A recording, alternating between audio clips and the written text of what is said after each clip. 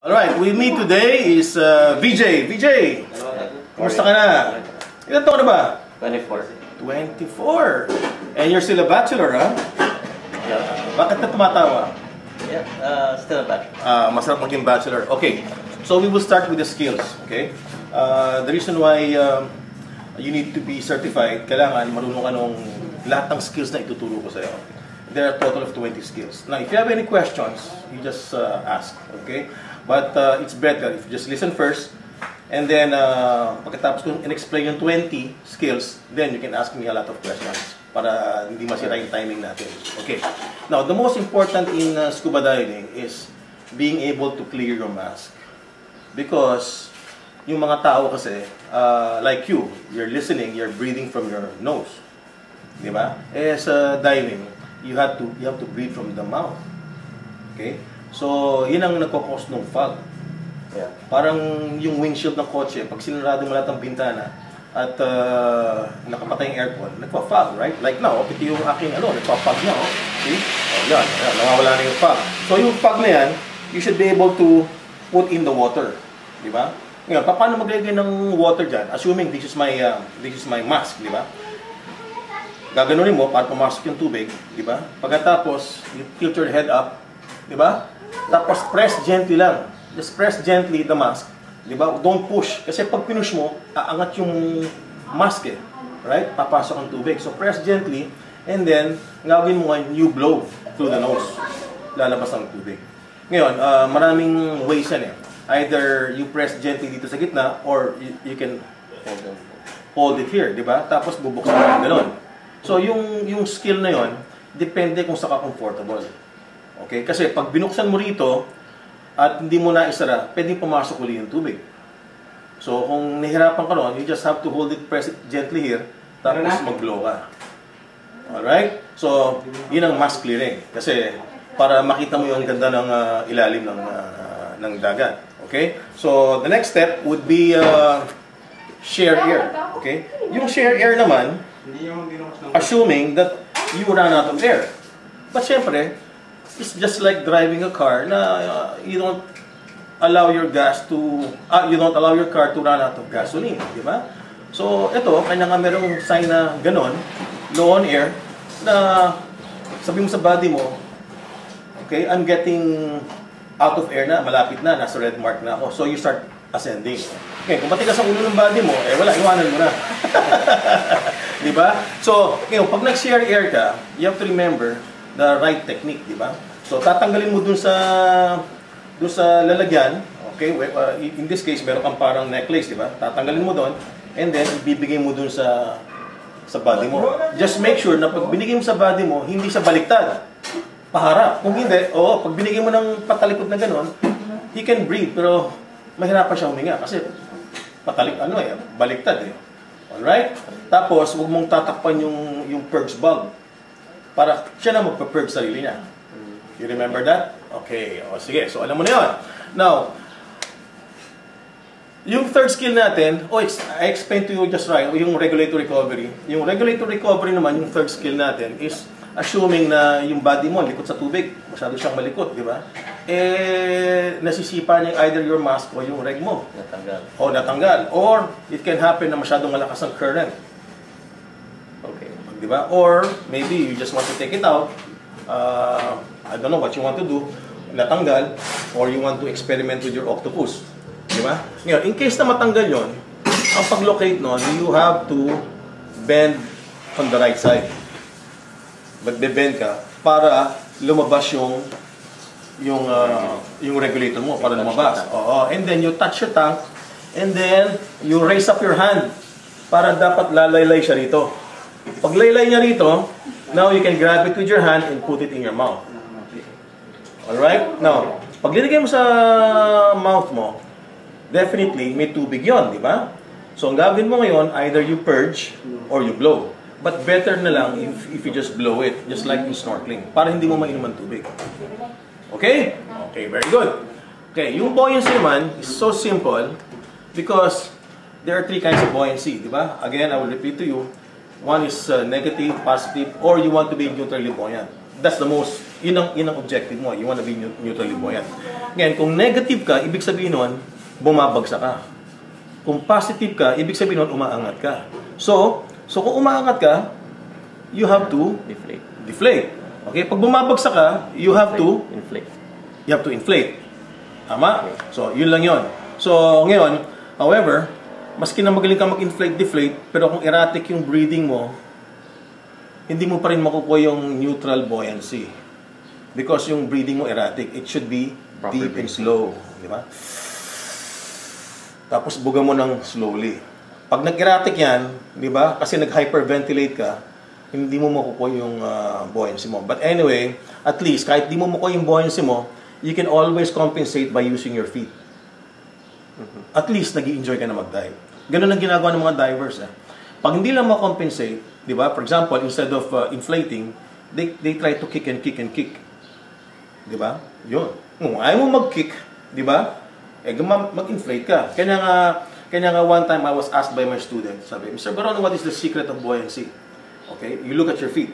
If your feet keep on kicking and kicking, the faster they kick, the more you have to put air. Ibig sabihin nun, kanya ka nagkick-kick para hindi ka bumagsak. Ngayon, kung hindi ka naman nagkick-kick, ibig sabihin nun, nag-shoot up ka. Kaya magdi-deflate ka. Problema lang, pag sumobra yung deflate mo, tatamaan mo yung coral. So, yun ang papractice mo mamaya. Okay? So, next, yung tinatawag na CESA. Yung CESA is Controlled Emergency Swimming Ascent. Ibig sabihin nun, you're so stupid that you ran out of air because you were not watching your SPG.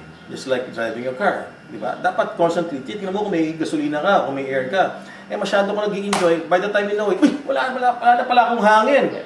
Diba? Nagkataon wala ka palang body. Yung body mo, biglang nawala. Assuming lang, we're just assuming the worst scenario. Wala yung body mo.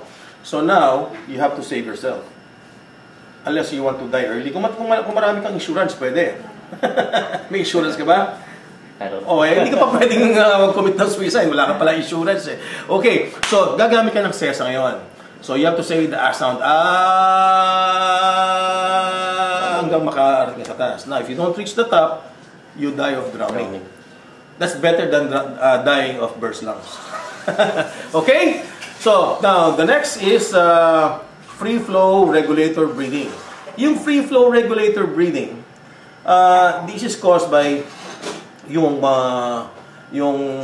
mga students nagmamadaling mag-dive, biglang bubuksan, di ba? And then yung hangin biglang bubulusok 'yon. Nasisira yung tatawag na high pressure seat. Napupudpud 'yon. Okay? So parang ano 'yan kumbaga yung kotse mo, di ba? High pressure 'yan Pagpasok ng hangin, di ba? Titigas agad yung goma mo. So it's the same thing here. Okay? Pero dito, kailangan huwag mong bibiglan, kailangan slowly muna. Pag nakapasok na yung hangin, pwede mo nang buksan todo. Diba? Para hindi masira yung high pressure seat. Mahal yung high pressure seat. So, pag nasira yan, biglang nag-free flow siya, normally, you want to close it by using your hand. Gaganunin mo siya. Diba? Okay? Ngayon, kung tuloy-tuloy pa rin yung free flowing niya, kakagatin mo yung kalahati ng mouthpiece. Yes, yung kalahati nun. Tapos yung free flow niya, iuusog mo ng konti sa either left or right mo, di ba? Kung saan ka mas comfortable, di ba? And then let it free flow. So nakakahinga ka pa rin. But of course, you can also use your octopus, di ba? Pero still, it's better na if you can practice it. Okay? So, disconnect low pressure hose. Ang disconnect naman ng low pressure hose is being caused by yung mga divers na tamad maglinis. Ako, tamad ako maglinis kasi ayoko maging labandera. Okay? Yan ang pinaka-ayoko, naglilinis. I have people to do it for me. However, yung intusan mo, hindi niya linagyan niya ng fresh water. As in fresh water, you don't clean it with salt water kasi you're taking out the salt So don't mistake in cleaning it with salt water. The reason why you're cleaning it, you're putting in fresh water. Okay? So you put in fresh water, siguro 3 or 4 times, and then let the water flow from the drain hanggang puting-puti na siya. Hanggat may nakikita kang parang gatas ang kulay, may salt na yun. So make sure, aalugin mo siya ng mabuti and let the water drain out. Hanggang talagang white na white siya. Para hindi siya masira. Kasi pag hindi mo natanggal yung mga salt doon, nagka-clog, okay, yun ang nagkakos ng biglang mag-i-inflate yung BCD mo. Okay? Kasi nga, nag-crystallize na yung salt. Alright? Okay. So now, you want to learn how to exactly, dahil nag-crystallize yung salt, you will have to learn how to disconnect the low pressure hose. So, di-disconnect mo yon, di ba? Para hindi siya mag-i-inflate. Kaya nga tinuturo namin sa yung how to disconnect the low pressure hose. Dalawang klaseng hose yan eh. The high pressure and the low pressure. Yung high pressure, yun yung SPG mo, which is your yung gasolina mo, how much air you have. Yun lang ang high pressure mo. All the rest are all low pressure. You follow? So, pag na-disconnect mo yun, okay na. Tapos, i-deflate mo na lang. But, of course, you have to do it manually na. Diba? Kasi, disconnect mo na eh. Okay, so removal and replace scuba unit underwater. The reason why you need to learn this is because minsan may mga fishermen dyan, iniiwan yung net. Eh, paano kung naipit ka sa net, parang pagong naiiwan ka, eh, di ka marunong magtanggal, you die in the water. Or you enter into a wreck, hindi ka makalabas. Or, pumasok ka sa mga caves. So, maraming pwedeng panggalingan na dapat mong tanggalin yung, yung scuba unit mo. So, like what I taught you last night, there are two ways. Either you take it out like a jacket, okay? Iluluwagin mo muna yung left mo, and then papasok mo yung kamay mo. Pag naipasok mo na yung kamay mong ganon, maluwag na, you turn around, tatanggalin mo naman yung kabila, tapos iikutin mo yung tank mo, tapos ilalak mo ulit, fix mo yung para this is assuming na lumuwag, di ba? Lumuwag or you wanna take it out. If you wanna take it out, hindi mo na kailangang higpitan, di ba? Ngayon, yung isang technique naman, yung overhead. Di ba? Iakit mo yung equipment mo overhead, tapos ibababa mo sa harapan mo, and then you fix it or you leave it in a place. You fix it kasi there are times yung mga tangke lumuluwag eh. Di ba? O, unless na gusto mo lang iwanan doon. Because naipit ka nga, gusto mo lang i-adjust. Alright? So, next one is proper finning. Just remember, do not do the bicycle kick. Kasi ang cause ng bicycle kick is yung toes mo nakaharap sa taas ng langit. Eh.